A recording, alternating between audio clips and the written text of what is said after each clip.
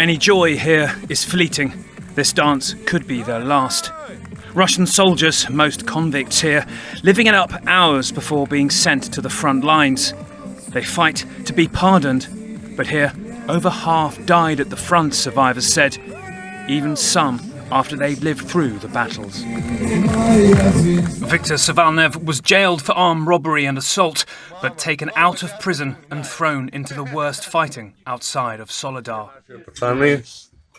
His unit, joking here before they assault a factory the next day, suffered catastrophic casualties, he told his wife. Viktor survived, but as he lay injured in hospital, he feared being dragged from his bed and executed for poor performance. This is his last message to his wife. Я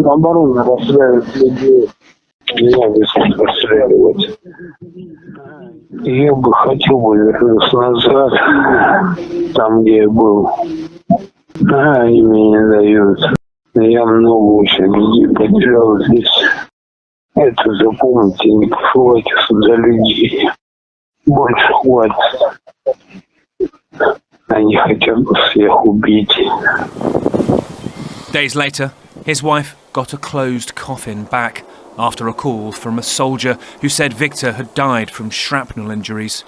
He's buried here, outside Moscow. There's something very different, though, about Savalnev to many of the prisoners sent to the front line to make up for Russia's devastating casualties. Most are sent by shadowy private military contractor Wagner, who in this propaganda video are keen to portray rare survivors coming back, joyful, grateful even, and last week claimed to have stopped recruiting in prisons altogether. But Savalnev and several convicts CNN has spoken to said they were hired from jail directly by the Russian Ministry of Defense.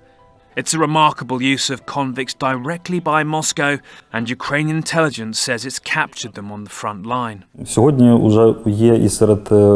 Even among Russian prisoners of war in Ukraine, there are now those recruited into the private companies of the Defense Ministry of the Russian Federation. They emphasize to us that they are not Wagner, but officially invited by the Defense Ministry. Here we hear echoes of internal squabbles in the Russian military leadership. Wagner's presence is being diluted with convicts directly controlled by the defense chiefs Shoigu and Gerasimov. Recruitment has surged, these government figures showing a sudden 27,000 drop in the prison population last year when the scheme was just underway, with no apparent amnesty to explain it. A large proportion have died, with this Wagner training video showing one of the reckless tactics prisoners are used for, charging forwards together at the enemy. Savalnev was part of a unit called 08807, and its other frontline survivors know how hard it is to stay alive under the Ministry of Defense. We spoke to several from their hospital beds, hiding their identity.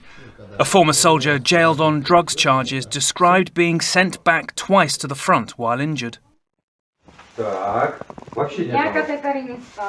We walk around with bullet wounds, with shrapnel stuck in our legs. No one is being operated on. We were 130 people, but have many amputees. There's probably less than 40 of us left. Another, convicted on manslaughter, said half his unit became casualties. We were sent to the very front. I radioed our guys that they were firing mortars at us, that they should aim a bit to the right, and they still shot at us, from both sides. Then I understood they were deliberately firing at us. It's a recruitment scheme ensnaring whoever it can. Some aren't even Russian. In this ghoulish ceremony, Wagner honours Tanzanian student Nemes Tarimo.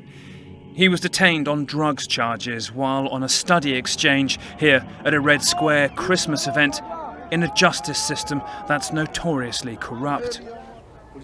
His family in Tanzania said they did not even know he'd been arrested when they learned he'd been killed in the war.